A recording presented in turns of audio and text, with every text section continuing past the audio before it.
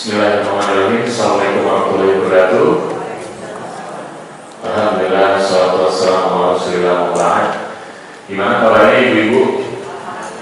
Alhamdulillah, Masya Allah ya, pagi-pagi sudah semangat menuntut ilmu. Ini pada dari mana nih Bu datangnya? Bekasi dan sekitarnya. Oke. Sekitarnya berarti mungkin ada yang dari Keraji, bisa Keraji, terus mungkin dekat sini Mahayon ya. Saya kebetulan orang tua tinggal di Bekasi juga, cuma kalau saya dari Depok ya.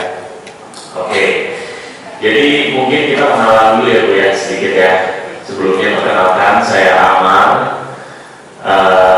Saya kebetulan mendapat undangan, terima kasih Bu Lila yang sudah mengundang, memberikan kesempatan saya untuk berbagi sedikit ilmu yang saya miliki nantinya untuk ibu-ibu bisa terapkan. Dan sedikit pengalaman saya di dunia public speaking. Sebelumnya saya bergelut di bidang MC, host, dan content creator. Kebetulan tahun 2020 saya bergabung menjadi timnya Ustaz Khalid Basalamah ya. Saya membersamai beliau sampai tahun 2025 mengikuti program-program, dan salah satunya ada podcast yang sempat kami bangun dulu, itu podcast rumah tangga bersama dengan Ustaz Khalid Basalamah. Dan mungkin yang pernah datang ke Masjid Nurul Iman ke kajian beliau, mungkin ada yang beberapa kali melihat saya, mungkin ya, saya menjadi MC-nya beliau, menjadi host-nya beliau, dan juga saya sempat bergabung bersama TVRI menjadi host di salah satu program dari TVRI dan aktif di beberapa kegiatan yang berkaitan dengan public speaking. Dan pagi hari ini saya bukan bermaksud untuk mengajari ibu-ibu ya, kita sama-sama belajar. Saya menyusun materi ini, insya Allah materi yang cukup ringan untuk diterapkan untuk kehidupan sehari-hari, baik di dunia rumah tangga ataupun di lingkungan kegiatan sehari-hari ya.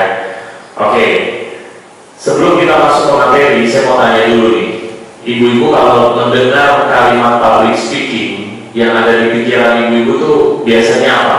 Biasanya siapa yang berhubungan atau berkaitan langsung dengan public speaking? MC. Terus apa lagi biasanya? Seminar. Apa lagi? Content creator ya. Nah, sebetulnya ketika kita mendengar public speaking, banyak orang yang mengetahui public speaking ini hanya seputar MC di dunia seminar, content creator. Padahal sebetulnya itu belum tentu benar ya. Secara tidak langsung kita sehari-hari bertemu dengan suami, bertemu dengan anak, ketika kita memberikan nasihat, memberikan masukan, terus kita dalam bertetangga, dalam bersosialisasi di lingkungan rumah mungkin, ketika kita menyampaikan pendapat, kita menyampaikan atau mengutarakan saran dan masukan, nah itu sudah termasuk dalam kategori public speaking. Bahkan yang paling ringan pun ketika kita berbicara kepada suami, nah itu sudah termasuk di dalam skill public speaking. Kebayang ya ibu kalau misalnya ngomong sama suami pakai nada tinggi ya, itu intonasi itu di dalam dunia public speaking ada juga skillnya, skill intonasi. Ketika menggunakan nada tinggi, menggunakan nada rendah, menggunakan nada standar, itu ada skillnya juga. Nah, ketika kita berbicara sama orang, itu sudah termasuk di dalam dunia public speaking, ya. Jadi ibu-ibu di sini belajar public speaking bukan berarti ibu-ibu harus menjadi seorang MC, ibu-ibu harus menjadi seorang presenter, menjadi seorang host, menjadi seorang content creator, bukan. Tapi materi yang akan saya bawakan ini bisa diterapkan di kehidupan sehari-hari. Nah, biasanya tadi sudah disebutkan ya, yang berkaitan dengan public speaking itu MC, pidato, ceramah, panggung, ya, itu benar tapi belum lengkap. Ya, jadi public speaking itu tidak dari panggung, ia dimulai saat kita ingin membuat orang lain memahami pikiran kita. Ya, jadi sebetulnya public speaking itu bagaimana, contohnya bagaimana seperti saya ingin menyampaikan sesuatu yang saya pahami kepada ibu-ibu semua. Ya, bagaimana nanti ibu-ibu memahami apa yang saya paparkan, bagaimana ibu-ibu menerima informasi yang saya jelaskan, bagaimana nanti ibu-ibu bisa menerapkan di dalam kegiatan sehari-hari. Nah, public speaking ada di sekitar kita, ya, di keluarga, di pengajian seperti ini, di lingkungan rapat RT, PKK. Ada di sini yang pengurus RT? Ada ya? Pengurus PKK ada?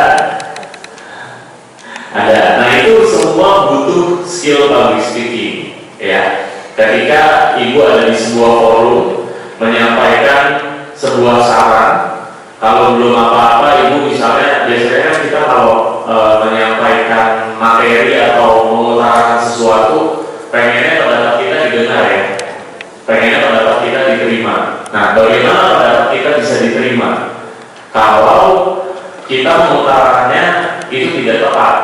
Nanti saya sampaikan rumusan bagaimana menyampaikan materi atau menyampaikan pendapat secara tepat supaya bisa diterima oleh lawan bicara kita. Karena public speaking itu bukan hanya bagaimana kita berbicara, tapi bagaimana pendapat kita, statement kita itu bisa diterima oleh orang lain. Ya, jadi public speaking itu bukan satu arah, tapi dua arah. Ketika kita menyampaikan nasihat ke anak, ngasih tahu, nah kamu jangan nakal ya, kamu belajarnya yang rajin. Nah, itu bisa diterima oleh anak. Bagaimana caranya? Nah, itu ada urutannya, ya. Nah, selama kita hidup bersama orang lain, kemampuan berbicara akan selalu kita gunakan, ya. Seringkali sepengalaman saya, banyak orang-orang jago ngomong, jago bicara, pintar ngomong, tapi tidak memahami apa yang mereka sampaikan, apa yang mereka utarakan ini apakah bisa diterima dengan baik oleh lawan bicaranya atau tidak. Ya, contohnya misalnya sedikit kita lihat di berita-berita akhir-akhir ini, banyak perwakilan-perwakilan dari wakil rakyat yang memberikan statement-statement terhadap nyeleneh gitu ya. Kita juga melihatnya kok ngomongnya kayak begitu gitu. Nah, di situ itu kami sebagai orang-orang yang mengerti di bidang public speaking itu melihatnya harusnya mereka lebih memahami apa yang mereka komunikasikan. Respon dari masyarakat itu seperti apa. Nah, sama halnya ketika kita berbicara kepada suami, kepada istri, kepada anak, kepada tetangga, kepada rekan-rekan pengajian, sebelum kita berbicara, kita harus melihat, kita harus tahu respon dia kira-kira ketika saya berbicara A, responnya apa ya? Nah, itu yang perlu dipahami. Oke? Karena kemampuan berbicara itu penting, ya. Bukan agar terlihat pintar, tetapi agar pesan kita bisa tersampaikan dengan baik, ya. Public speaker yang baik berangkat dari pendengar yang baik. Ya, jadi ketika kita menjadi seorang public speaker, kita mau didengar, pendapat kita mau didengar, kita harus menjadi pendengar terlebih dahulu. Sebelum kita mengutarakan sesuatu, kita mendengarkan dulu apa sih yang dimaui orang, apa sih yang diinginkan oleh lawan bicara kita. Ya, misalnya ibu-ibu di sini mau menyarankan nanti ada kegiatan pengajian untuk temanya 17 Agustus misalnya, tema kemerdekaan. Nah, ketika ibu-ibu mau menyarankan ide tersebut, kira-kira nanti kita akan mengundang seorang ustadz yang akan membahas tema perjuangan yang berkaitan dengan 17 Agustus misalnya. Nah, di situ ibu-ibu harus memahami kira-kira kalau aku atau kalau saya menyarankan sebuah ide, itu respon lawan bicara kita seperti apa, ya. Sebelum kita mengutarakan, kita harus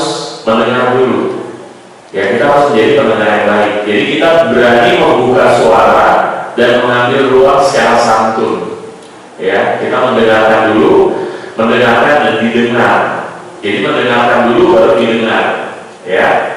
Lalu berikutnya yang kedua, dipahami. Pikiran kita tersampaikan dengan jelas, tidak berputar-putar. Nah ini banyak orang yang menyampaikan ide mereka. Kita udah yakin idenya bagus, cuma strukturnya nggak bagus nih. Mau disampaikan akhirnya muter-muter. Ya padahal mau ke Masjid Baitur Rahim, tapi nyampainya ke Masjid Baitur Rahim yang di Cilacap. Ya sama-sama Masjid Baitur Rahim. Ya saya tadi malam tuh nyari Masjid Baitur Rahim di mana nih posisinya. Ternyata di Cilacap ada. Itu saya nanya sama saya tanya sama Bu Lila. Ya, jadi di situ perlu memahami apa yang akan dipahami oleh lawan bicara kita. Lalu berikutnya yang ketiga itu dipercaya, ya. Orang lebih yakin ketika kita berbicara tenang dan terarah, ya. Kebayang nggak kalau ibu-ibu ngedengerin omongan saya bicaranya tidak terarah, gelisah, nggak tenang, kira-kira ibu bakal percaya nggak sama omongan saya? Nggak bakal percaya, nggak akan didengar omongan saya. Ya, tapi ketika saya menyampaikan dengan tenang, berusaha apa yang saya sampaikan bisa diterima dengan baik oleh ibu-ibu, insya Allah ibu-ibu akan percaya dengan apa yang akan saya sampaikan. Nah itulah yang salah satu kemampuan bicara yang perlu dipahami, ya, didengar, dipahami, dan dipercaya.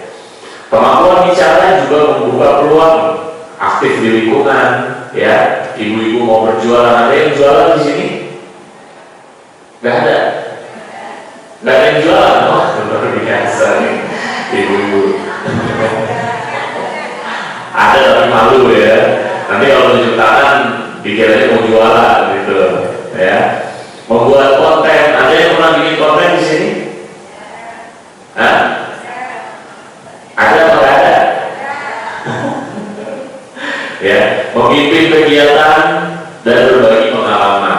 Ya, nanti saya akan melakukan sebuah ujian kecil untuk ibu-ibu. Beberapa nanti akan saya persilakan untuk mempraktekkan, memperkenalkan diri, mengutarakan kesan dan pesan, menyampaikan ide-idenya, ya, sesuai dengan struktur yang sudah saya berikan nantinya.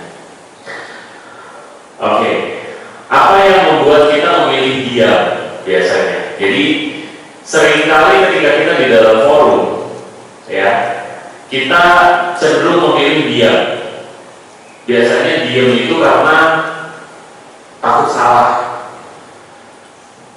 Sering orang kayak gini misalnya, ketika ditanya pendapat, dia nggak mau ngomong karena takut salah. Tapi nanti begitu forumnya udah ditutup, ngoceh, itu si ibu ini begini, padahal saya nggak setuju. Ya, dia ketawa mungkin pernah jadi korban nanti pelaku. Ya, saya nggak setuju tuh sebenarnya. Saya sebenarnya lagi pengen ngomong, cuma takutnya nanti dia tersinggung, bla bla bla bla segala macam. Padahal dia cuma takut salah. Ya, banyak dari kita permasalahan tidak berani mengutarakan sesuatu itu dikarenakan takut salah. Kebayang nggak? Ide yang kita punya, kalau tidak kita utarakan, ternyata ide itu bermanfaat untuk orang lain dan kita bisa mendapatkan pahala jariah dari situ. Ya, kan sayang. Ya, atau sering juga ketika kita mau mengutarakan sesuatu, kita memilih diam. Ternyata orang lain menyampaikan ide kita. Nanti pas sudah selesai, kalau itu ide saya tuh. Saya juga pemikirannya sama beliau. Gitu. Ya kenapa nggak diutarakan gitu? Kenapa nggak disampaikan? Ya. Nah, terus yang kedua juga takut ditertawakan. Ya. Sebetulnya masalah takut ditertawakan ini tergantung dengan forumnya. Ya. Saya bisa di sini diketahui sama ibu-ibu karena saya melempar satu jokes, melempar satu bercandaan, ibu-ibu ketawa. Ya. Nah, kenapa kita ditertawakan? Itu biasanya dikarenakan struktur yang kita berikan itu muter-muter, ya. Biasanya ibu-ibu kan kalau ngomong intinya apa, tapi muter dulu. Ya, saya juga ada kalau melihat istri saya ngomong saya gitu, saya ketawa sendiri gitu. Nih orang mau ngomong apa, ujung-ujungnya kesini nih pasti nih, muter dulu, ngoceh-ngoceh dulu, ya kan, baru ke intinya. Ya, ibu-ibu biasanya begitu. Nah, di sini ibu-ibu akan belajar bagaimana struktur menyampaikan sesuatu supaya bisa langsung diterima. Ya, insya Allah bisa langsung diterima pendapatnya. Ya, dan tidak ditertawakan. Ya, ditertawakan ini ya itu tadi, karena salah satunya ibu-ibu ngomongnya muter-muter. Ya, nah, terus juga ingin tampil sempurna. Ini penyakit teman-teman MC, teman-teman host, teman-teman presenter, ya, dan juga penyakit teman-teman yang biasanya presentasi di depan umum. Sering kali ingin tampil sempurna, nggak mau salah, ya, nggak mungkin. Saya sharing sedikit ketika saya pertama kali menjadi seorang presenter. Saya presentasi sebuah materi itu 3 jam, ibu-ibu. Saya ngomong, ibu-ibu betah kalau dengar saya ngomong 3 jam? Enggak bakal betah. Saya pertama kali ngomong 3 jam karena muter-muter dan ingin tampil sempurna, nggak mau salah. Akhirnya setiap kali-kali materi keluar dari omongan saya, itu saya ulangi. Saya rasa omongan yang tadi masih kurang tepat, ini saya benerin gitu. Nah, ini penyakit, ya, ingin tampil sempurna. Padahal seorang MC, seorang public speaker, atau ibu-ibu nanti ingin mengutarakan pendapatnya, ketika ibu-ibu mulai ngomong, mulai bicara, itu adalah awal public speaking dimulai. Dan di situ ibu-ibu pasti punya 2 hal, grogi, ya, pikirannya kemana-mana. Sama ketika saya berbicara tadi, ya, ibu-ibu melihat saya grogi nggak sebenarnya? Nah, sebetulnya saya grogi. Tapi kenapa saya nggak kelihatan grogi? Karena saya bisa kontrol. Tidak ada public speaking, tidak ada public speaker ketika dia berbicara dia nggak punya rasa grogi sama sekali, nggak ada. Sekalipun levelnya Om Seni Agusta, sekalipun levelnya Coki Sitohang, sekalipun levelnya siapa MC terkenal, MC Konan, mereka punya rasa grogi. Kenapa grogi itu dibutuhkan? Grogi itu dibutuhkan tujuannya untuk mempersiapkan diri. Ya, harus ada grogi. Saya datang ke sini tadi saya diam dulu di mobil, saya baca materi, saya mau nanti saya mau ini. Ini kira-kira ibu-ibunya gimana ya? Saya tadi sempat sekelewatan saya melihat ini karakter ibu-ibunya sepertinya ibu-ibunya aktif di pengajian. Berarti nanti pembawaannya harus seperti ini. Kenapa saya diam dulu di mobil beberapa menit, hampir kurang lebih sekitar 10-15 menit saya sudah sampai, saya diam dulu. Karena saya mengendalikan grogi itu tadi, gitu. Ketika saya sudah duduk di hadapan ibu-ibu, saya sudah nggak boleh lagi grogi, meskipun masih ada sedikit, ya. Meskipun masih ada sedikit, karena saya nggak biasa berbicara di depan ibu-ibu semua. Dia kalau biasa ibu-ibu semua, biasanya saya ada bapak-bapaknya, ya. Ada bapak-bapak satu doang nih, ya. Oh, ada bapak. Assalamualaikum Pak. Ya, jadi grogi itu memang dibutuhkan. Dan hindari yang namanya ingin tampil sempurna. Biasanya ingin tampil sempurna itu ciri-cirinya adalah ketika kita menyampaikan sesuatu, kita maunya ini perfect. Kita dipuji, kita mendapatkan pujian dari orang lain. Wah, keren nih, Bu Lila pendapatnya tadi bagus banget. Ya, nah itu, hindari itu semua. Tujuannya ketika kita menyampaikan sesuatu bukan ingin tampil sempurna dan bukan dipuji orang, tapi apa yang kita utarakan itu bisa diterima. Apa yang menjadi tujuan kita itu bisa diterima. Itu tujuannya. Ketika menyampaikan sesuatu, ketika membawakan acaranya bisa berjalan dengan baik, bisa berjalan dengan lancar, orang-orangnya bisa terkontrol dengan baik. Tugas seorang MC membawakan acara supaya acaranya kondusif. Nah itu bukan ingin tampil sempurna, dipuji orang, mendapatkan benefit-benefit yang lain yang di luar daripada itu. Lalu juga berikutnya, merasa tidak pintar. Nah, ini juga salah satu hal yang menghambat kita akhirnya kita memilih untuk diam. Ya, saya di sini merasa bukan saya yang paling pintar. Mungkin ibu-ibu di sini ada yang lebih jago daripada saya mengutarakan pendapatnya, mengutarakan atau mungkin pernah ada yang jadi MC kajian yang mungkin ibu-ibu lebih paham dari dibanding saya. Ya, tapi di sini saya merasa bukan saya merasa tidak pintar, tapi saya merasa saya memiliki pengalaman untuk berbicara lebih. Ya, saya merasa saya punya sesuatu yang sudah pernah saya jalankan, pengalaman saya di dunia public speaking, dan ini yang akan saya bagikan ke ibu-ibu semua. Ya, jadi hindari pikiran-pikiran merasa tidak pintar. Ya, saya malu, saya minder, saya takut nanti pendapat saya tidak diterima. Kalau pendapatnya tidak diterima, emang kita langsung sakit badannya kan? Enggak. Pendapatnya tidak diterima ya sudah.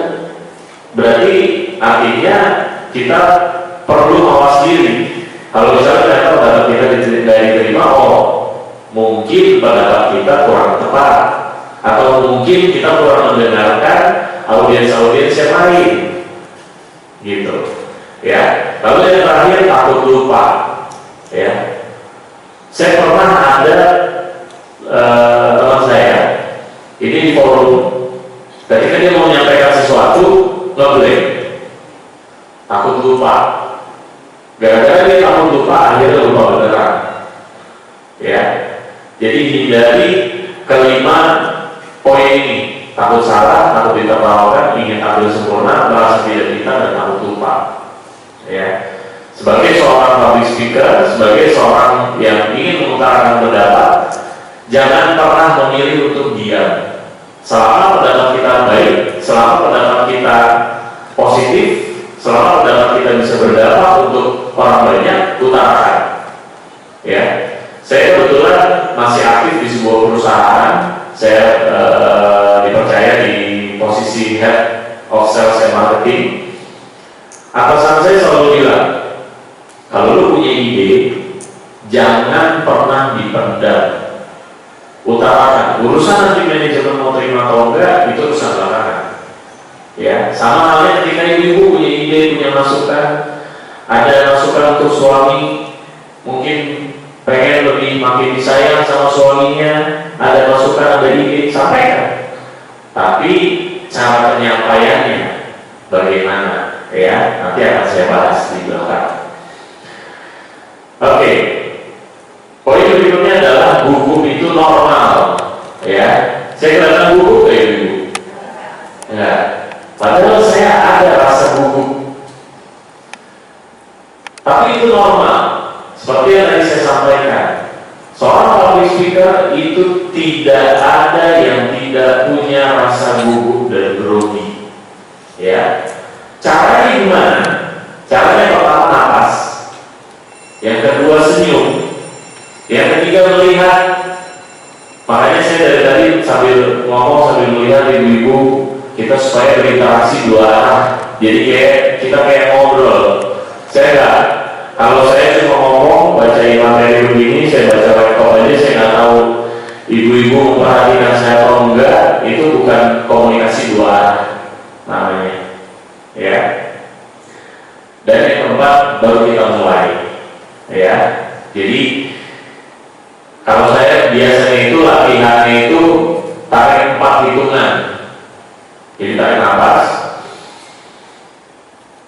4 hitungan, buang 2 kali. Nah, setelah dibuang, tahan 6 detik, baru tarik nafas lagi. Jadi kalau ibu-ibu grogi, kan ada orang-orang yang belum ngomong aja udah berterang. Ya, mau ngomong nih, tiba-tiba dikasih mic, saya kasih mic suruh ngomong, gemeteran, tangannya dingin, sering dingin. Ya, nah itu caranya, itu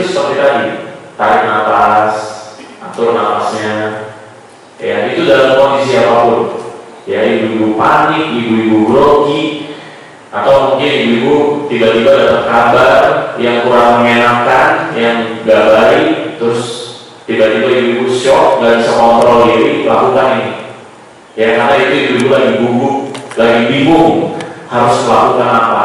Ketika ibu-ibu bisa kontrol diri, bisa mengendalikan diri, baru bisa berpikir, bisa tenang.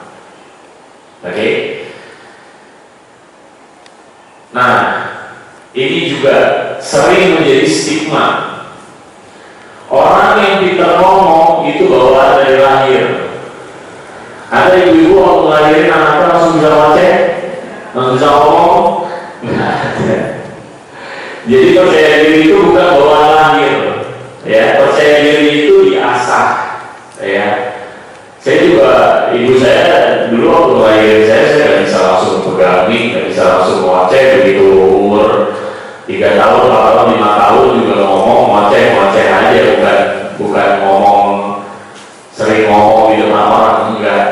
Saya justru di waktu zaman saya sekolah, saya itu termasuk orang yang pemalu. Ya, saya kalau disuruh maju di depan kelas, suruh ngomong mengutarakan sesuatu, saya malu.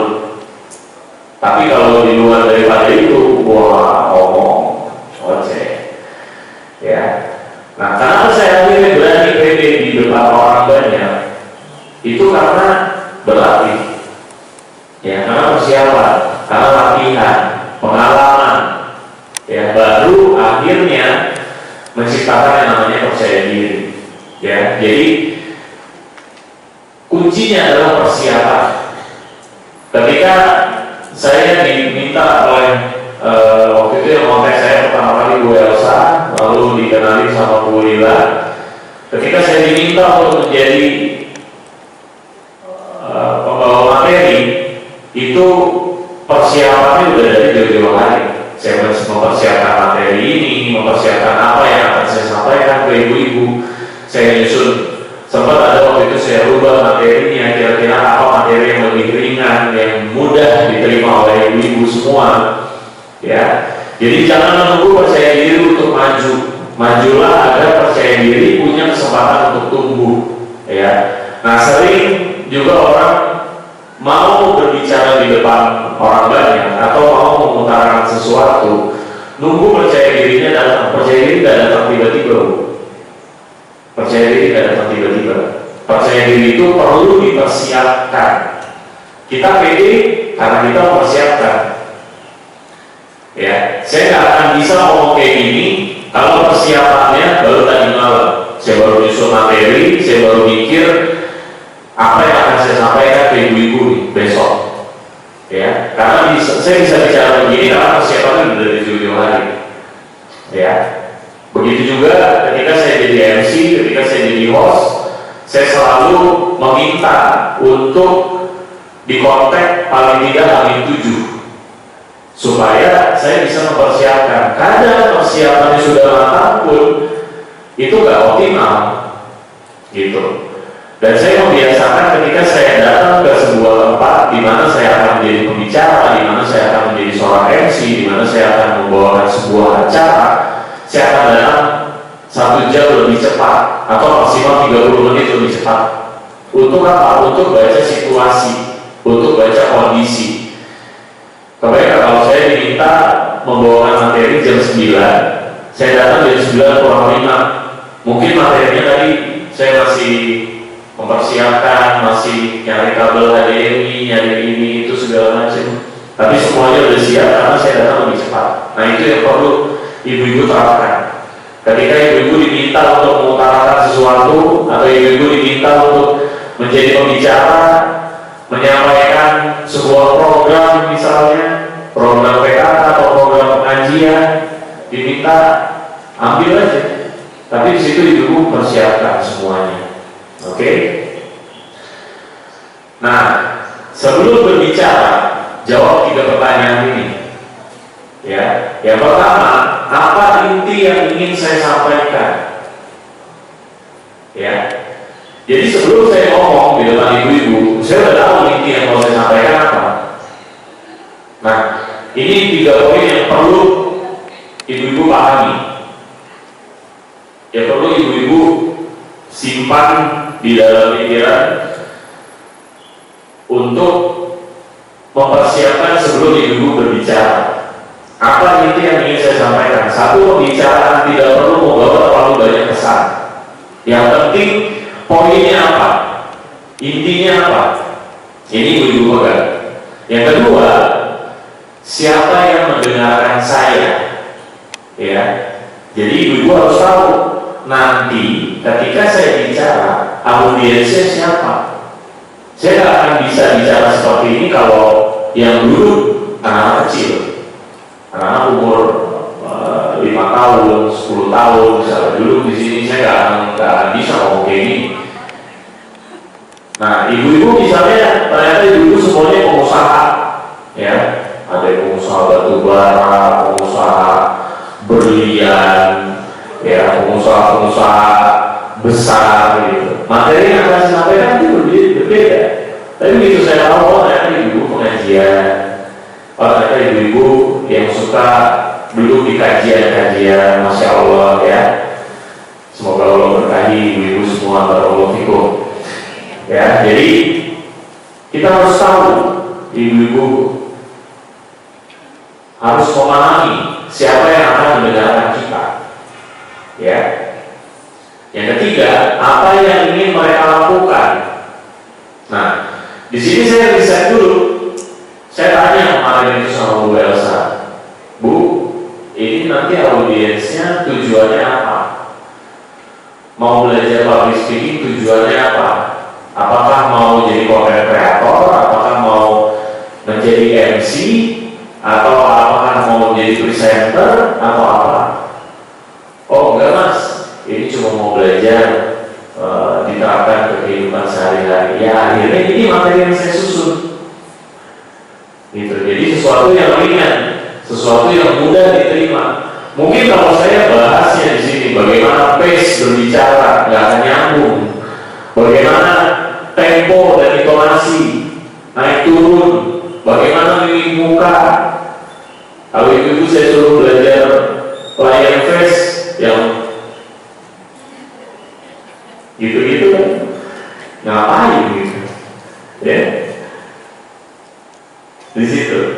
Jadi sesuatu yang ingin ibu-ibu dapatkan, yang ingin mereka lakukan, yang ingin mereka dapatkan dari apa yang ibu-ibu sampaikan, ya, memahami, menyetujui, membeli atau ikut bergerak, ya, dari apa yang kita utarakan. Pikirkan hasil akhirnya, bukan hanya kata-kata yang ingin diucapkan. Nah ini poinnya. Jadi hasil akhirnya ibu-ibu mau pengennya apa, goalsnya apa, ya, bukan hanya kata-kata yang disampaikan seperti itu. Nah ini rumusnya.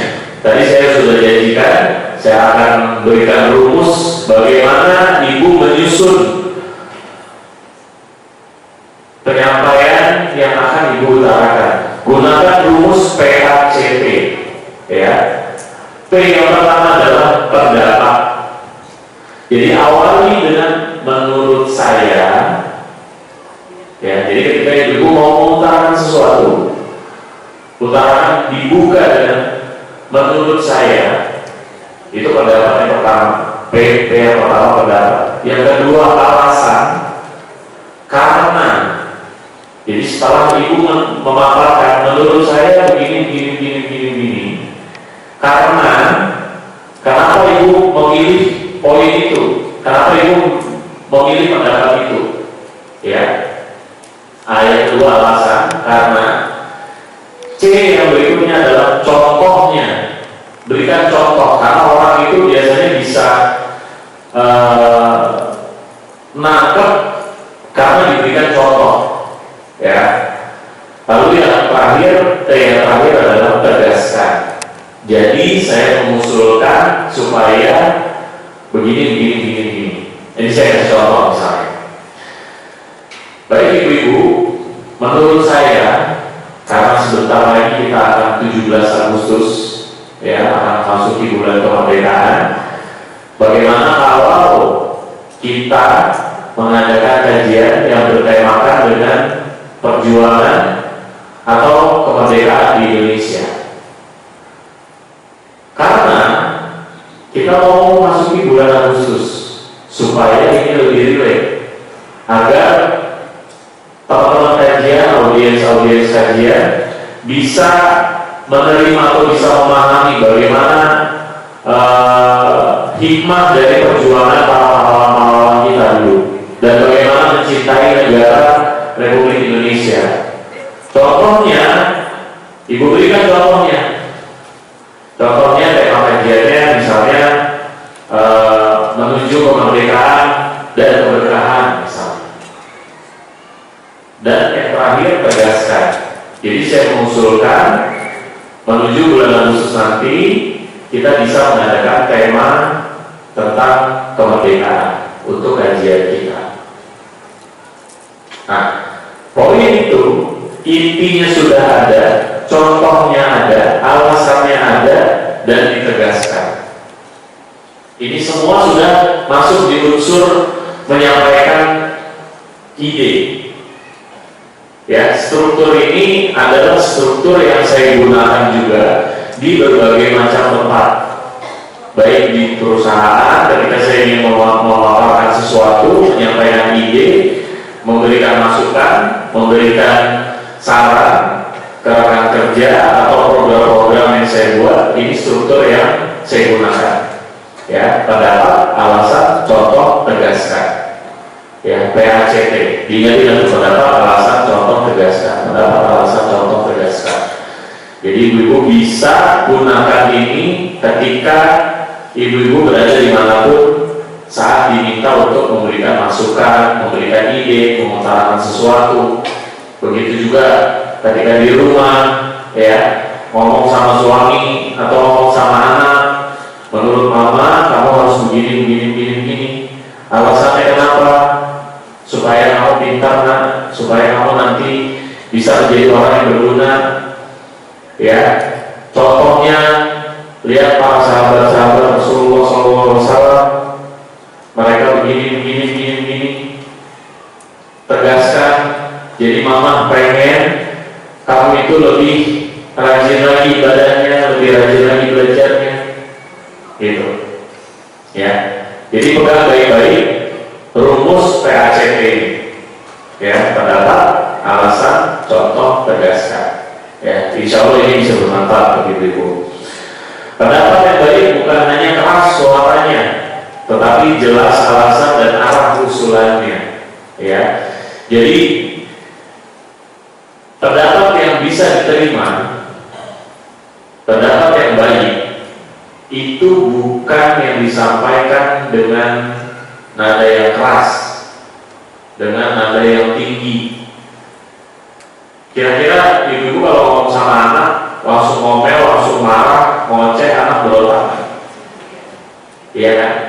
Tapi kalau kita ngomongnya pelan, sambil disayang, pakai intonasi keibuan, pasti mereka mau mendengarkan. Begitu juga ke suami. Begitu juga ketika kita menyampaikan sesuatu di hadapan publik. Ya. Jadi nggak perlu dengan nada dan intonasi atau pendapat yang keras suaranya. Ya. Tapi jelas arah dan usulannya. Oke. Nah, ini contoh PACT dalam kehidupan sehari-hari saat rapat pengajian yang tadi saya sampaikan. Menurut saya kegiatan sebaiknya dimulai lebih pagi. Ini pendapat. Yang kedua, alasan. Karena beberapa peserta masih memiliki kegiatan keluarga. Itu alasannya. Contohnya, ada yang harus menjemput anak atau menyiapkan makan siang. Ya. T, tegaskan. Jadi saya mengusulkan kegiatan dimulai pukul 8. Nah, ini contoh dari PACT. Saat menawarkan produk juga sama. B, pendapat yang pertama. Menurut saya produk ini cocok untuk ibu yang ingin lebih praktis. Alasannya karena penggunaannya mudah dan bisa dibawa kemana-mana.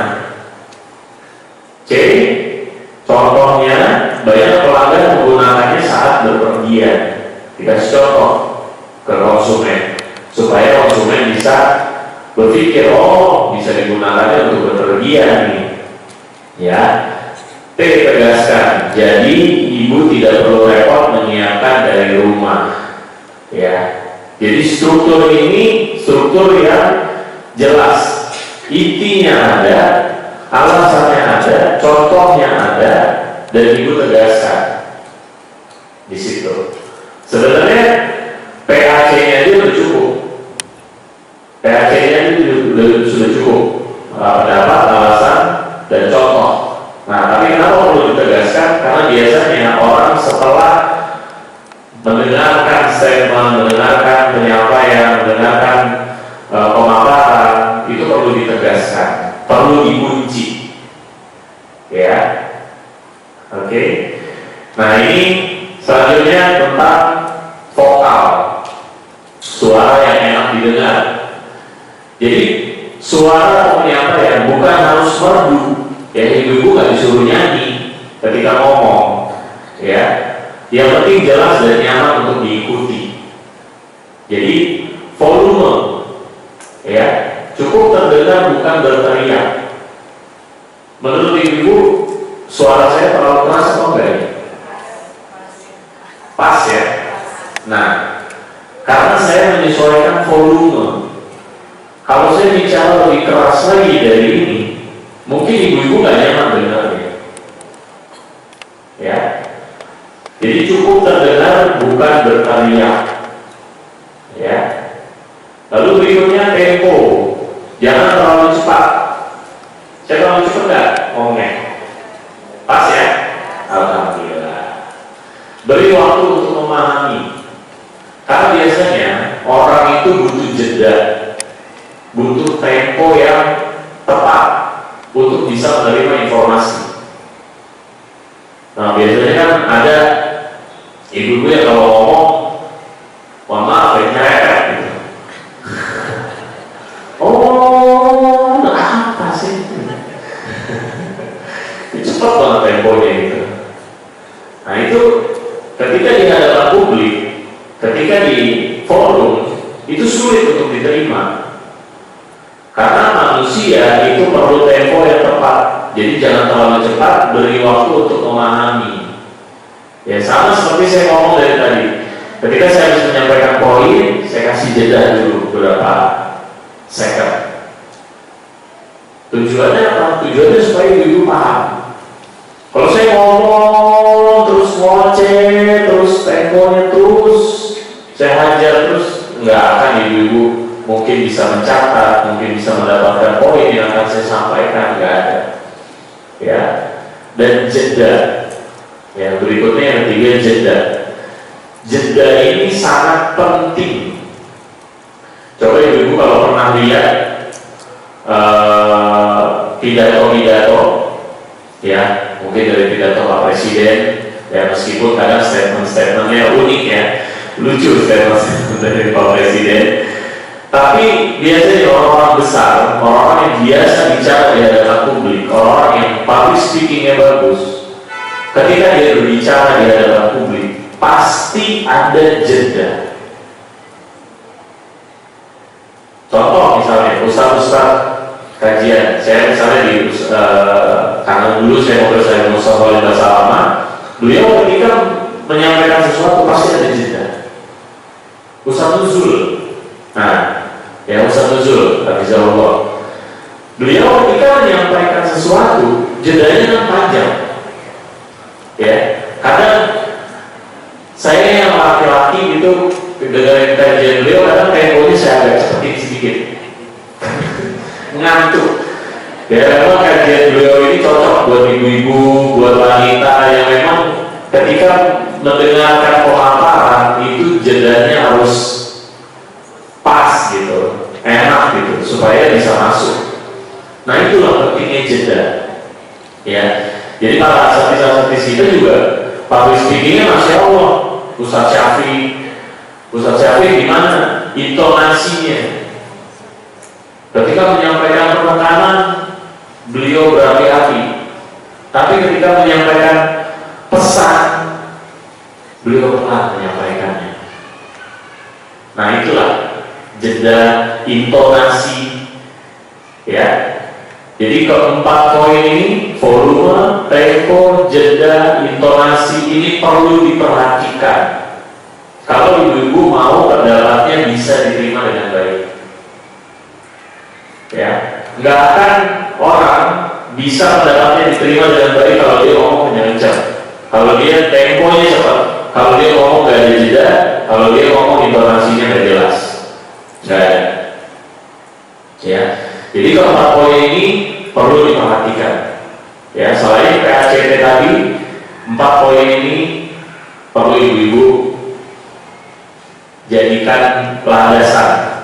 Ya, ketika saya mau berbicara di hadapan umum, mau berbicara di hadapan publik, volumenya harus dikontrol, temponya harus diperhatikan, jedanya harus dilihat, intonasinya harus diperhatikan.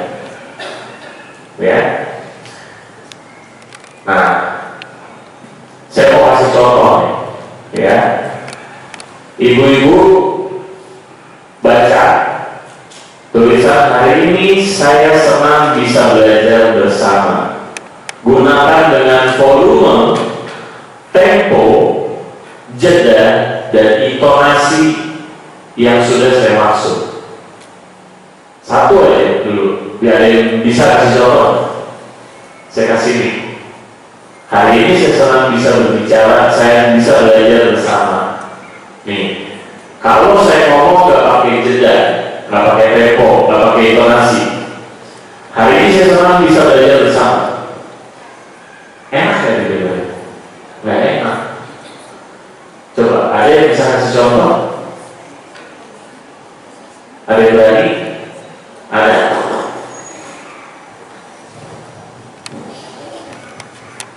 Ada mic? Oh, ada mic ya? Oke. Silakan. Gunakan volume, gunakan tempo, jeda, dan intonasi. Namanya ibu siapa? Mohon maaf.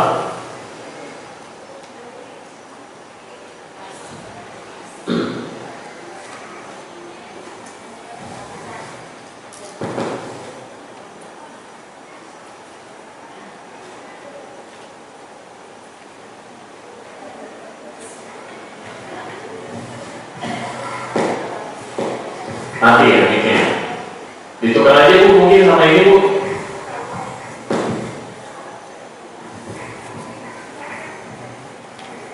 Bismillah. Ya, betul.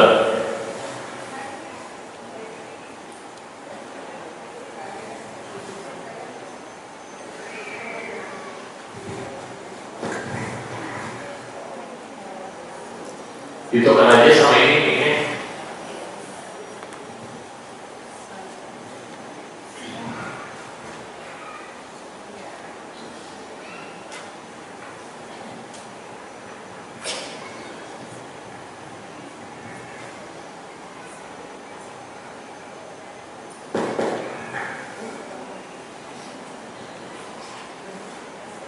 Atau nggak sampai kali? Sampai? Oh iya, nggak sampai wirelessnya. Silakan. Dengan ibu siapa? Saya Nita. Ibu Nita. Dari mana ibu Nita? Jaga Setia. Oh Jaga Setia, oke. Silakan. Hari ini saya senang bisa belajar bersama. Nah, hari ini saya senang bisa belajar bersama. Itu ibu Nita tadi sudah menggunakan tempo yang sesuai. Ada jeda. Hari ini saya senang bisa belajar bersama. Ya. Ada lagi yang bisa kasih contoh? Mungkin, oh ya, silakan. Boleh dikasih mic-nya ke depan. Mungkin bisa dikasih tempo yang lebih, kayak misalnya, hari ini saya senang bisa belajar bersama. Bismillahirrahmanirrahim. Assalamualaikum warahmatullahi wabarakatuh. Waalaikumsalam warahmatullahi wabarakatuh. Saya Evi, saya dari Kayon. Dan saya Hari ini saya senang senang bisa belajar bersama. Nah, enak kan? Kalau didengar ada tempo yang dimainkan dan ada intonasi yang dimainkan. Kalau ngomongnya flat, nggak enak didengarnya. Ya, jadi Bu Nita dan Bu Evi tadi udah cocok untuk menyampaikan sesuatu. Ya, bisa dipelajari juga dengan ibu-ibu yang lain. Oke, kita next. Nah, ini penting juga. Tubuh itu ikut berbicara. Ya, coba ibu-ibu lihat saya. Gestur apa yang lagi saya berikan?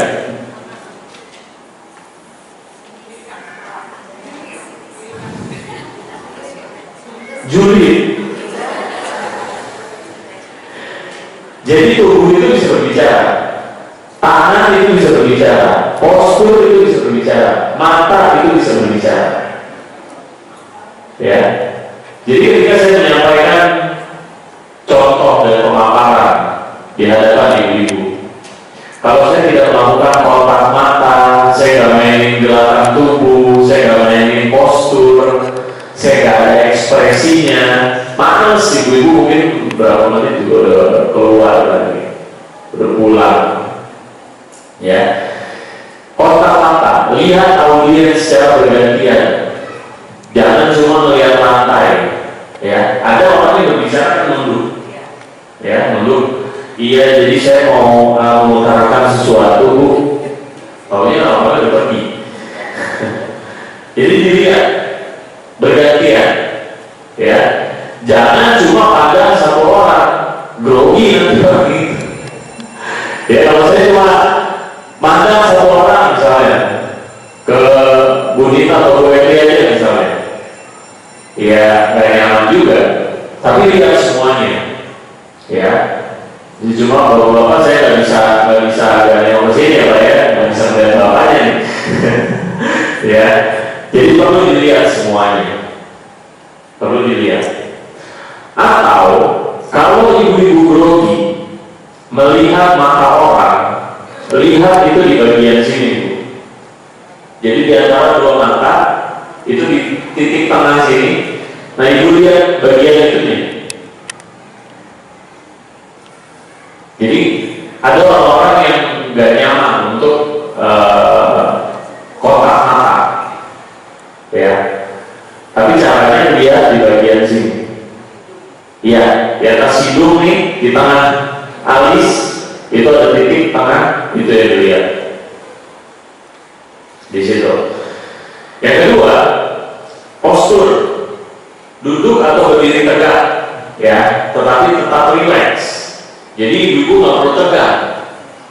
Ngomong itu masih sesama manusia, ya, masih sesama manusia. Ibu nggak perlu tegang. Karena tegang itu tadi, kalau yang tadi di materi awal, ibu-ibu akhirnya jadi gugup, jadi berantakan ngomongnya, jadi nggak bisa menyampaikan sesuatu, jadi gemeteran, napasnya nggak bisa diatur, akhirnya jadi berantakan, buyar semuanya, buyar. Ya, lalu berikutnya gerakan tangan. Jadi kenapa gerakan tangan itu penting? Tujuannya untuk memperjelas, bukan mengganggu.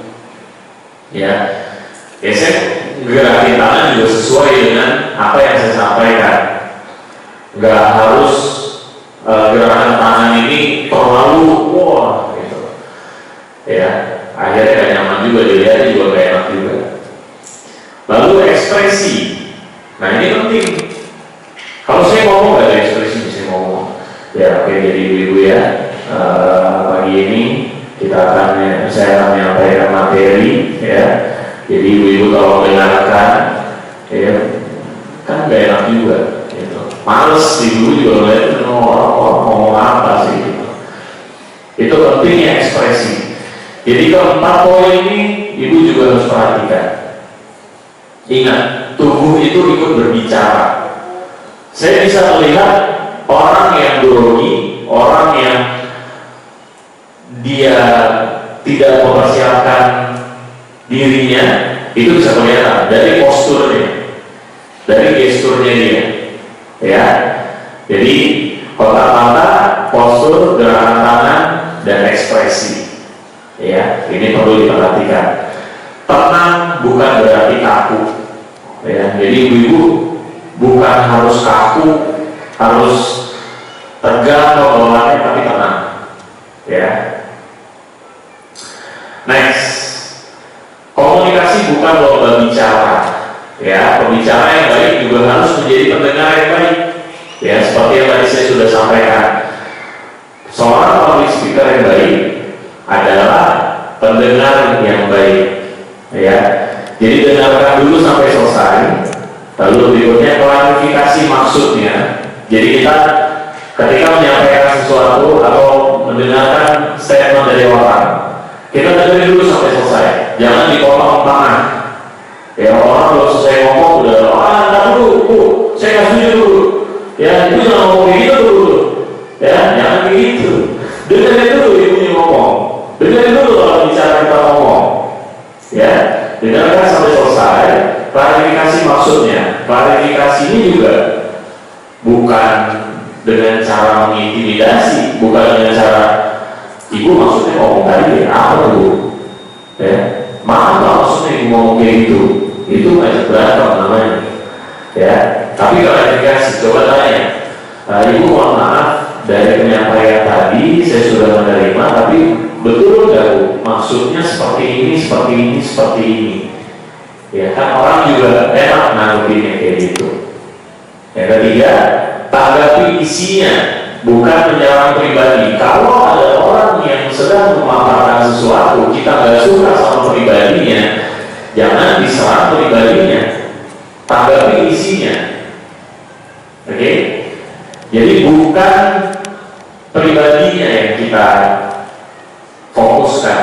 Ya, seringkali kita baper. Misalnya ada tetangga yang memang kita kurang senang, ya namanya bertetangga pasti ada kayak gitu ya. Kita agak kurang cocok, misalnya sama Ibu Budi atau Ibu siapa gitu misalnya. Nah, ketika dia lagi memaparkan sesuatu, menyampaikan sesuatu, karena kita punya perasaan yang kurang enak, akhirnya kita serang pribadinya. Ini jangan, khususnya dalam forum, jangan pernah menyerang pribadinya. Ya, kontrol diri kita, tanggapi isinya. Kalau misalnya memang ternyata kita nggak suka sama orang yang tapi isinya bagus, mau gimana? Ternyata teman-teman yang lain atau audiens yang lain sepakat sama penyampaiannya, mau gimana? Di situ. Oke? Jadi yang ibu maksud adalah titik-titik benar begitu. Nah, itu contohnya. Ya. Nah, ini struktur cara memulai dan mengakhiri pembicaraan. Oke? 3 cara memulai. Itu yang pertama, mulailah dengan pertanyaan. Nah, masih ingat tadi saya mulai dengan pertanyaan apa? Apa kabar? Ya. Lalu berikutnya cerita.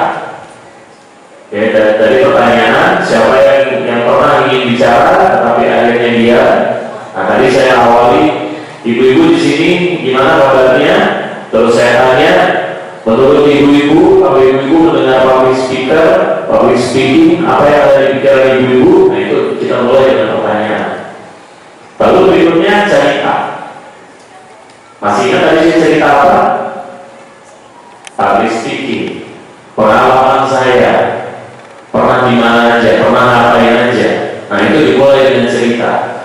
Lalu yang terakhir, tutup dengan pernyataan, statement. Ya, jadi penutup itu ringkas pesan, berikan ajakan dan ucapkan terima kasih. Ya, jadi ketiga struktur ini cara memulai dan mengakhiri pembicaraan. Ada orang-orang yang gak ngerti cara memulai. Dia bisa ngomong, tapi dia nggak ngerti cara mulai dari mana gitu. Ya, pasti mungkin di sini pernah ada yang mengalami itu. Pengen ngomong tapi mulai dari mana ya? Atau mau mengerjakan sesuatu bingung mulainya dari mana ya? Nah, ini lah, mulai dari pertanyaan. Mulai dari pertanyaan. Misalnya, contoh ibu-ibu ketika mau menyampaikan sesuatu sesuatu, ya kita ambil contoh lagi tadi, kajian yang bertemakan dengan kemerdekaan misalnya. Nah itu pun bisa mulai dengan pertanyaan. Siapa di sini yang setuju kalau misalnya bulan ini kegiatannya itu temanya seperti ini? Atau siapa yang masih semangat dengan semangat kemerdekaan misalnya? Ya, mulai dengan pertanyaan, lalu mulai dengan cerita, dan ditutup dengan pernyataan. Banyak peluang yang hilang bukan karena kita tidak mampu misalnya. Itu contoh pernyataan gitu. Cerita, ya dulu saya juga pernah gugup sampai lupa. Nah itu contoh-contoh cerita, ya. Nah sekarang kita giliran ibu-ibu nih, ya. Saya minta 3 orang, ya, secara bergantian bisa maju ke depan. Sebutkan nama, kegiatan sehari-hari, hal yang disukai dan dikuasai, dan harapan setelah sesi ini. Ya, kalau yang mendapat 1 menit boleh dicoba nanti, tapi kalau misalnya waktunya terlalu panjang nanti kita perkenalan aja. Saya minta 3 orang boleh maju ke depan. Kalau enggak, saya yang tunjuk nanti. Oke? Saya minta yang namanya paling dekat misalnya. Nah, ibu boleh. Ibu udah tunjuk tangan. Boleh maju ke depan. Yang namanya paling dekat dari sini ada. Boleh maju ke depan.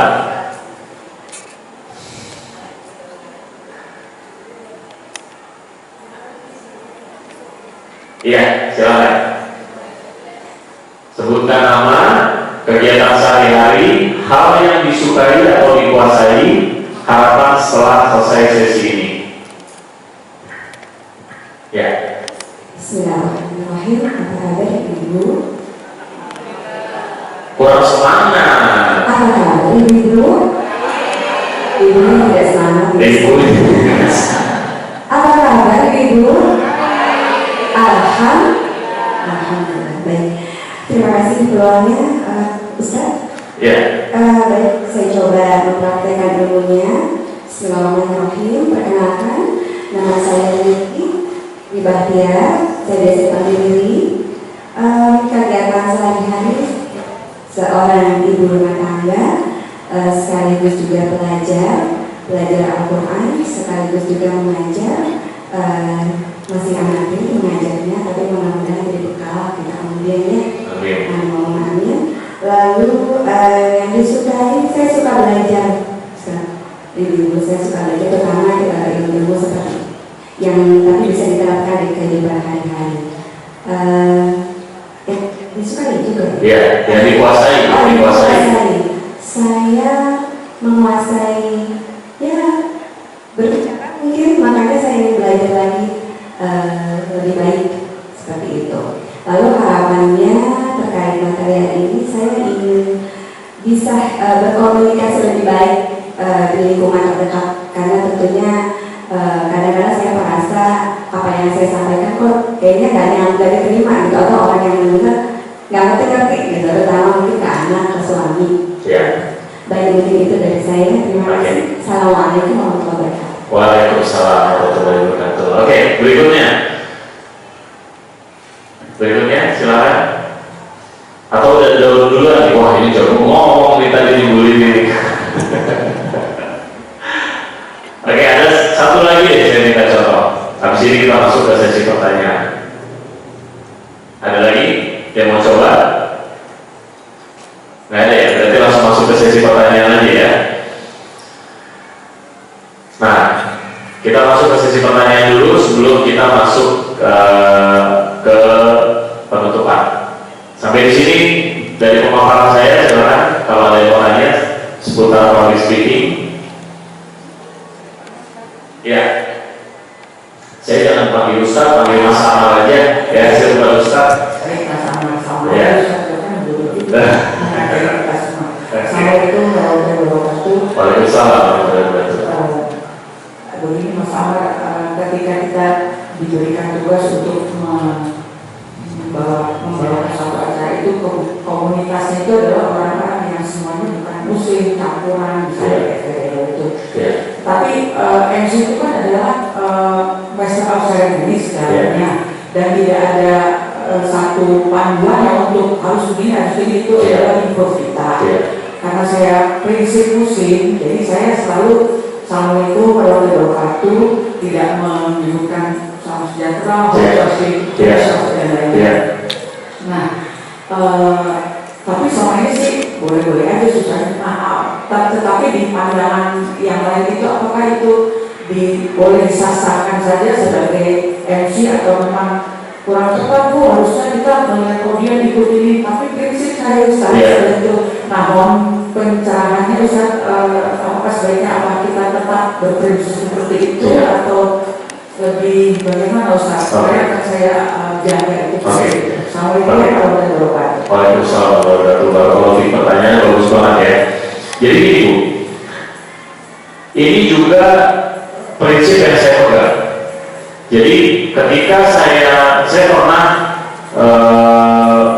jadi MC di sebuah acara, yang dimana acaranya itu ada campuran, ada orang non muslim, ya, acaranya adalah orang muslim juga. Saya buka dengan salawat, saya tutup dengan kafaratul majelis, ya. Begitu saya tutup kafaratul majelis, panitianya nyamperin saya, Mas ini bukan kajian, jangan tutup pakai kafaratul majelis. Oh nggak bisa, itu prinsip saya. Karena keberkahannya di situ. Atau kalau misalnya kita mau supaya kita menghargai misalnya yang punya acara, ya ternyata ini kalau mayoritasnya masih muslim, nggak masalah Bu. Kita buka pakai selawat, tutup pakai kafaratul majelis. Misalnya kita lihat yang datang juga masih mayoritas orang-orang yang sudah ngaji, misalnya muslim yang sudah ngaji gitu, kita tutup dengan kafaratul majelis, kita buka dengan selawat. Kalau misalnya ternyata minoritas itu, saya biasanya kafaratul majelis saya baca pelan. Itu kalau saya bacanya pelan. Tapi salamnya tetap saya tidak menggunakan salam sejahtera, salam swastiastu, segala macam. Saya nggak pakai itu. Saya cukup Assalamualaikum warahmatullahi wabarakatuh, alhamdulillah wassalatu wassalamu ala rasulillah, dan cukup sampai di situ. Nanti begitu ditutup kafaratul majelisnya, saya biasanya baca untuk diri saya sendiri aja. Saya pelanin biasanya, gitu. Ya, mudah-mudahan bisa terjawab ya Bu ya. Ya, boleh. Silakan. Misalnya pada saat itu selamat pagi, selamat sore, selamat malam itu boleh. Karena selamat pagi, selamat sore, selamat siang itu kan sah-sah aja ya. Di dalam Islam juga kan tidak ada larangan untuk menyampaikan salam itu. Gitu. Yang nggak boleh kita mengucapkan salam menggunakan salam sejahtera, om swastiastu, segala macam itu nggak boleh. Gitu. Oke. Ya, silakan. Oke. Yang belakang dulu Bu, tadi sudah terjemahan.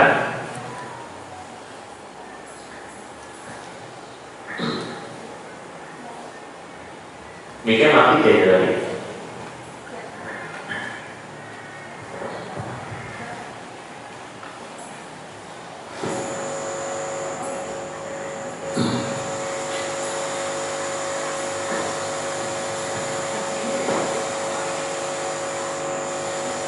Bismillah. Ya. Waalaikumsalam warahmatullahi wabarakatuh. Ya.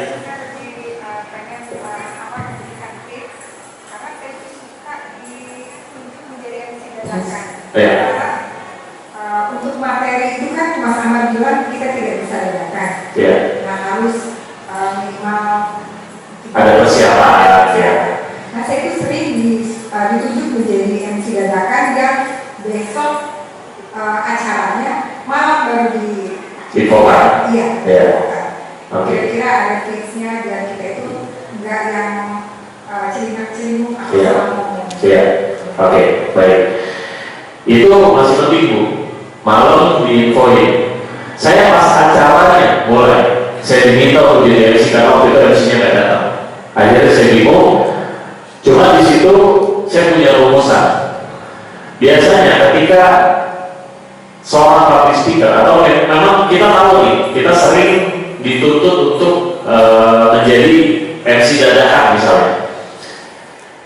Kalau saya mempersiapkan untuk diri saya harus selalu siap berbicara kapanpun dimanapun ketika saya diminta. Kalau misalnya kita diminta untuk jadi MC dadakan, ada 3 poin yang perlu kita tahu dulu. Yang pertama, acaranya apa? Yang kedua, audiensnya siapa? Yang ketiga, inti dari yang mereka harapkan itu apa? Ya, 3 poin ini yang penting. Jadi kan gak mungkin juga ketika acaranya mulai terus ibu benar-benar gak ada jeda waktu untuk mikirin gitu, untuk tahu gitu. Jadi paling tidak ibu tahu siapa audiensnya, ya, acaranya seperti apa, dan yang ketiga poin inti yang mau disampaikan. Ini yang perlu dipegang. Ya, kenapa perlu banget atau penting banget kita memahami audiens? Karena itu akan menentukan pembawaan kita seperti apa. Kalau misalnya ternyata ibu-ibu adalah anak-anak SD, pembawaan saya akan kayak gini. Pasti saya akan lebih ceria sambil ngajak main, gitu. Nah itu. Kalau misalnya ternyata ibu-ibu adalah ibu-ibu pejabat, materi yang saya sampaikan bukan seperti ini. Seperti itu. Jadi perlu kita tahu audiens kita siapa. Dan itu kalau misalnya tahu kita di kontak, langsung tanya aja, audiensnya siapa mas? Atau audiensnya siapa bu? Ibu kajian kok? Oh oke. Terus nanti tema kajiannya apa? Tema kajiannya ini. Oke. Poin yang nanti akan disampaikan intinya apa dari ustadznya misalnya. Poinnya tujuannya ini. Supaya misalnya rumah tangga, ada kaitan dengan rumah tangga. Oh, goalsnya supaya ibu-ibu taat sama suami misalnya. Oh ya udah, tinggal ibu catat aja tuh poinnya apa. Jadi saya juga sering, waktu itu pernah saya diminta untuk jadi MC-nya Ustaz Syafiq. Paginya acara Ustaz Syafiq itu jam 11, saya dikontak jam 8. Langsung saya diminta untuk datang ke tempat kajiannya Ustaz Syafiq Hafizahullah.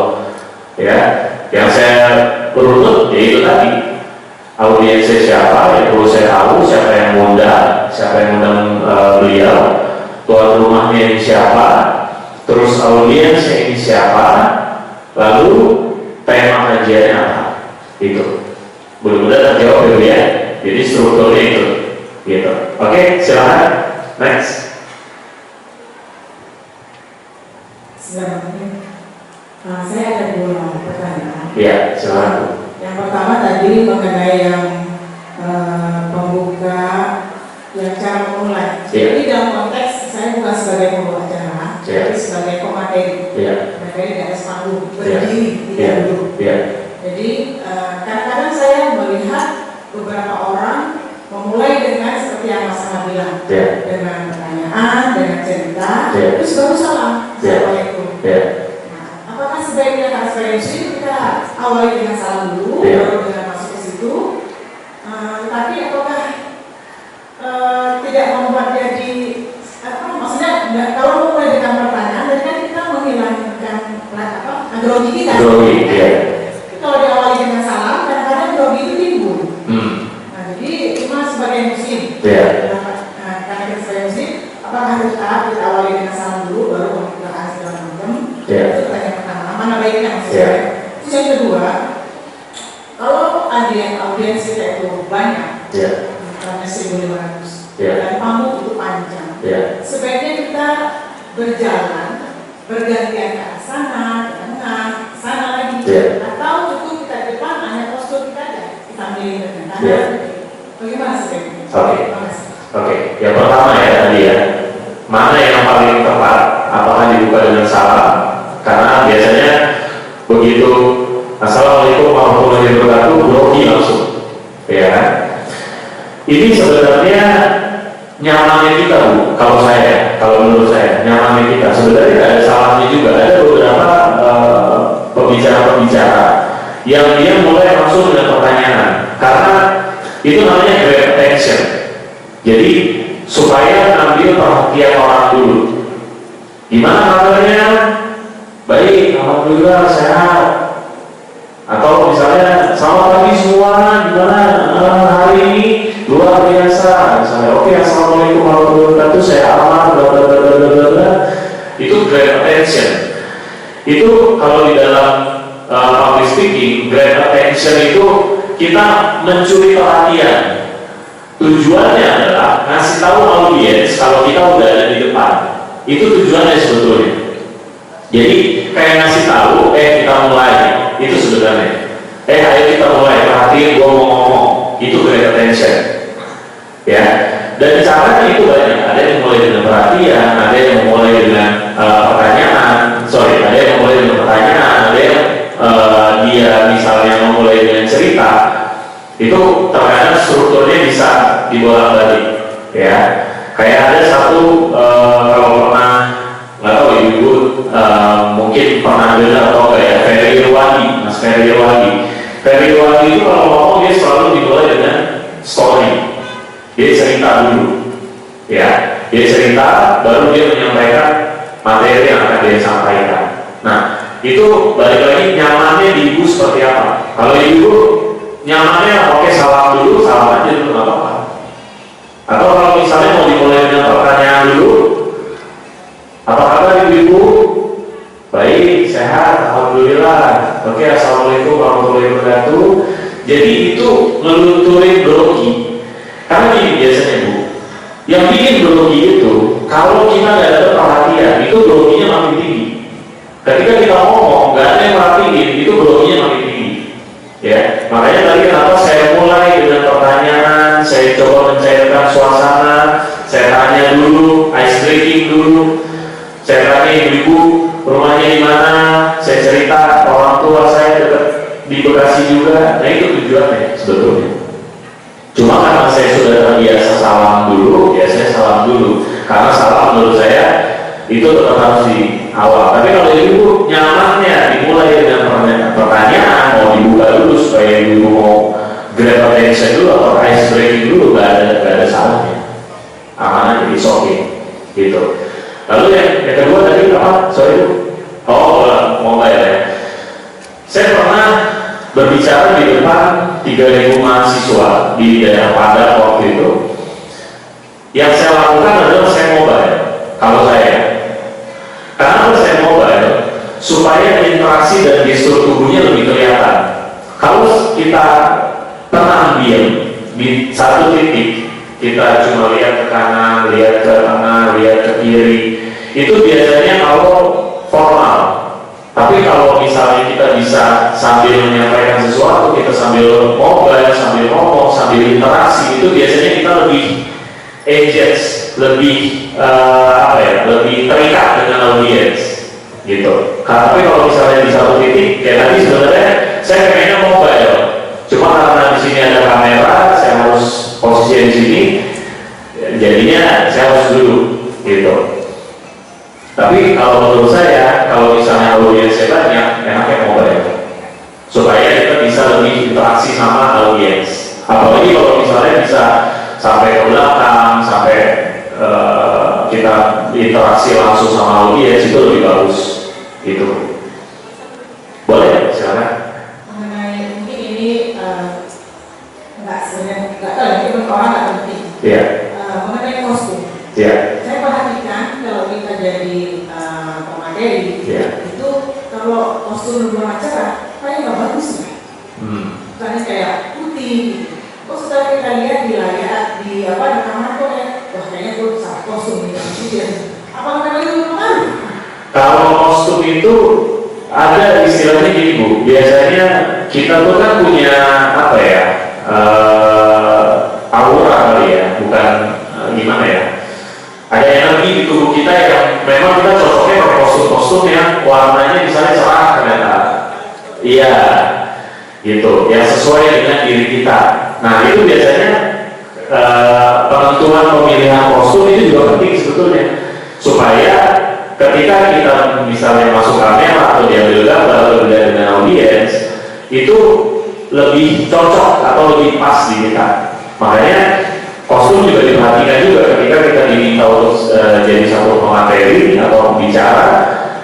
Biasanya pilih kostum yang paling berbeda dengan orang lain.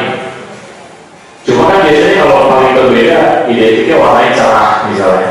Kalau misalnya kita nggak cocok, kita nggak nyaman pakai warna cerah, ya udah apa-apa. Pakai kostum yang terbaik, yang paling nyaman untuk kita.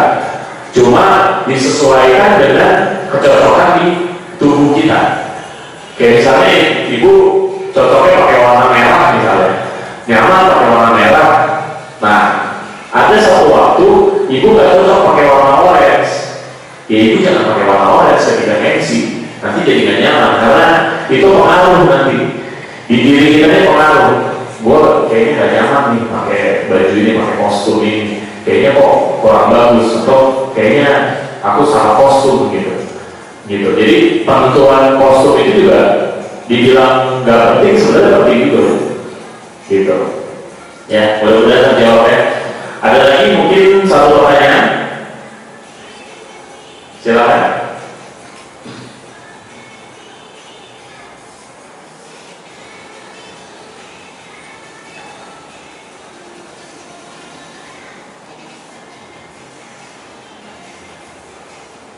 Satu pertanyaan? Udah nggak ada? Udah paham semua? Udah siap untuk jadi pembicara di depan? Udah siap untuk jadi MC dadakan? Oke, berarti tinggal final ya dulu lah ya. Ini berarti calon-calon MC nih. Nanti kalau mau ada kajian, tinggal tunjuk orang-orangnya ya. Oke, sebagai penutup ya ibu-ibu ya. Jadi suara ibu itu berharga, ya. Pengalaman ibu itu bermanfaat, ya. Jangan biarkan rasa takut menyimpan hanya untuk diri sendiri. Seperti yang tadi saya sudah sampaikan, ibu punya ide, punya masukan, punya saran. Kalau misalnya ternyata itu baik, ternyata itu bisa membawa masalah untuk kita, untuk orang banyak, sampaikan. Jangan pernah takut, jangan pernah takut ditertawakan, jangan pernah minder, jangan pernah merasa kecil dibandingkan orang lain, gitu. Jangan pernah takut. Public speaking bukan tentang siapa yang paling hebat berbicara, dia tentang keberanian menyampaikan sesuatu yang bermanfaat. Saya amal, mudah-mudahan apa yang bisa disampaikan, yang saya sampaikan bisa bermanfaat dan bisa diterapkan oleh ibu-ibu semua di kehidupan sehari-hari. Terima kasih, saya tutup dengan doa untuk majelis. Subhanallah wa bihamdihi, asyhadu an la ilaha